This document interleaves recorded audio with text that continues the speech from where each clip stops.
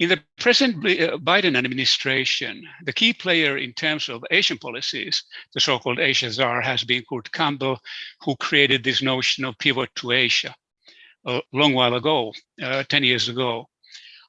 Now, when he left the Obama administration, he went private. He created his own company called the Asia Group. And that group became very popular very fast because he had a marquee name. He had a very attractive, high-profile name. Now, Jake Sullivan did something similar. When Hillary Clinton's campaign failed, he left and joined a company called Macro Advisory Partners, in which the British intelligence chiefs have played a great role. Anthony Blinken joined West Exec together with Michèle Flournoy, who is a very powerful background factor in all of this. Now, these private companies, then West Exec created a joint venture or strategic partnership with Pine Island, which is about venture capital portfolio funds, whose members are now Blinken and Lloyd Austin until they became members of the Biden administration. Their biggest clients are the big defense. In other words, those defense contractors that are global by their operations and very large in terms of their market capitalization. Their clients also includes the Taipei Economic and Cultural Office, which is a de facto or effective Taiwanese embassy, if you will, in the US. So these clients shape the agendas.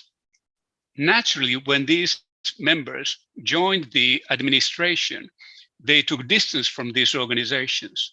Others strongly, others not so strongly. Nonetheless, there's this issue of potential moral hazard. There's this issue of alleged interest conflicts. US media has been very vocal about these issues and was so already in January, February.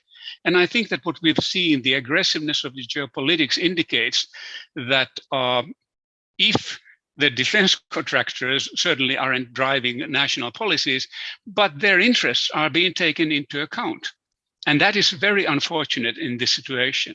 And I should also mention Lyle Barnard, who is the wife of Mr. Campbell and who is now in charge of the decisions of the Fed in terms of rate cuts and tightening. So there's few people that hold quite a lot of power in this regard. If I can have the next slide.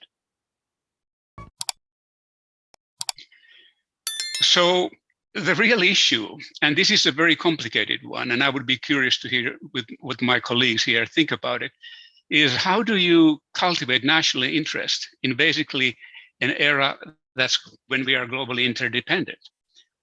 In these particular cases, when we talk about think tanks or administrations or defense contractors, it's one thing, but they have then parallels that reflect, I believe, in ASEAN. One example is the Strat-based ADR Institute for Strategic and International Studies, whose studies have been very intriguing and very interesting.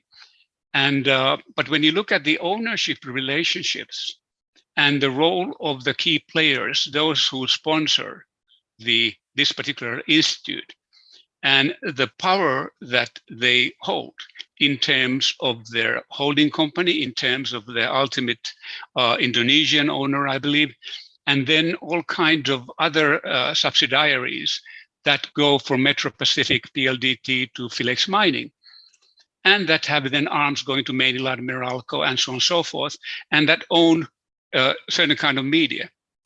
It gets more problematic. By this, I am certainly not saying that there is a direct causal relationship that the owner determines the policies, but it's harder for those media to go against sometimes their owners. We've seen in the so-called big world how that happens.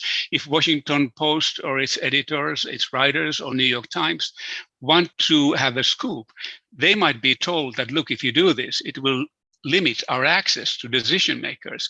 It's a very difficult balancing act.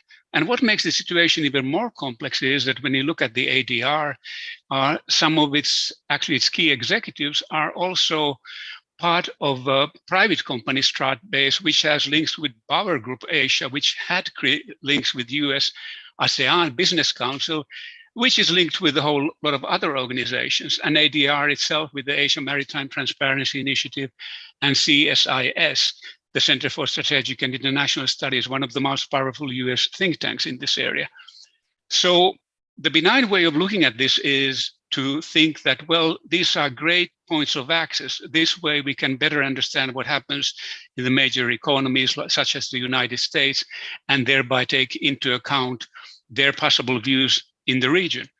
The not so benign view is that this will limit strategic flexibility, and this will limit what people can do and say.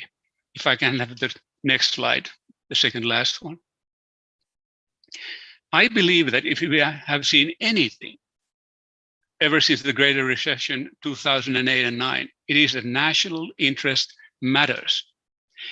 And if we take a long perspective to the Philippines, and this is the way I understand the comments of the new president, we should really feel distressed and apprehensive about the fact that in the post-war era, Philippines was seen as the most likely economy to succeed, to grow fast in Southeast Asia.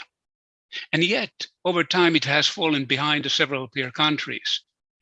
And I personally feel, and of course, this is a possible debate, there were efforts to that direction before, but I personally feel that when you look at the purposeful national industrialization, that only began under President Duterte in 2016.